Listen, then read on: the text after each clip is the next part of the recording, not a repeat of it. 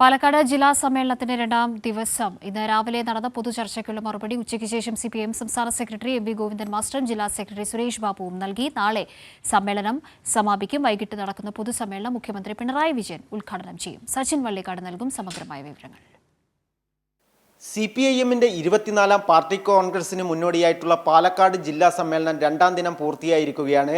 പൊതുചർച്ചയ്ക്കുള്ള മറുപടി CPIM-ന്റെ സംസ്ഥാന secretary M V Govindan മാസ്റ്ററും ജില്ലാ സെക്രട്ടറി EN സുരേഷ് ബാബുവും നൽകിയിരിക്കുകയാണ്.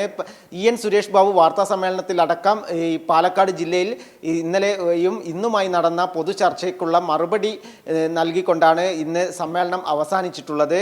പാലക്കാട് ജില്ലയിലെ കാർഷിക പ്രശ്നങ്ങൾ, വ്യവസായ പ്രശ്നങ്ങൾ, അതുപോലെ തന്നെ പാർട്ടിയിലെ സ്വയം വിമർശനങ്ങളും തുടങ്ങിയ കാര്യങ്ങളൊക്കെ ഇന്ന് ചർച്ചയിൽ ഉയർന്നു വന്നിട്ടുണ്ട് എന്ന കാര്യം വാർത്താ സമ്മേളനത്തിലടക്കം വ്യക്തമാക്കിയിട്ടുണ്ട്.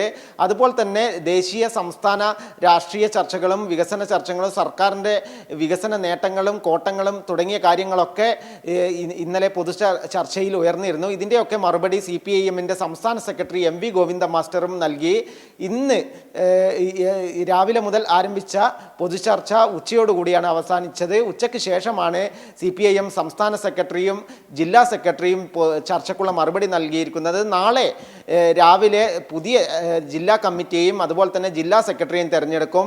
തുടർന്ന് സംസ്ഥാന സമ്മേളന പ്രതിനിധികളെയും നാളെ തിരഞ്ഞെടുക്കും. വൈകിട്ട് തത്തമംഗലം മേട്ടുപ്പാളയം കേന്ദ്രീകരിച്ച് നടക്കുന്ന പൊതുസമ്മേളനം മുഖ്യമന്ത്രി പിണറായി വിജയനാണ് ഉദ്ഘാടനം ചെയ്യുക. പൊതുസമ്മേളനത്തിന് മുന്നോടിയായിട്ട് 15,000-ഓളം റെഡ് വോളണ്ടിയർമാർ അണിനിരക്കുന്ന മാർച്ച് പാസ്റ്റും ഉണ്ടായിരിക്കും. അതോടുകൂടെ പാലക്കാട് ജില്ലാ സമ്മേളനത്തിന് സമാപനമാകും. ശരി, സച്ചിൻ വള്ളിക്കാടാണ് വിവരങ്ങൾ നൽകിയത്.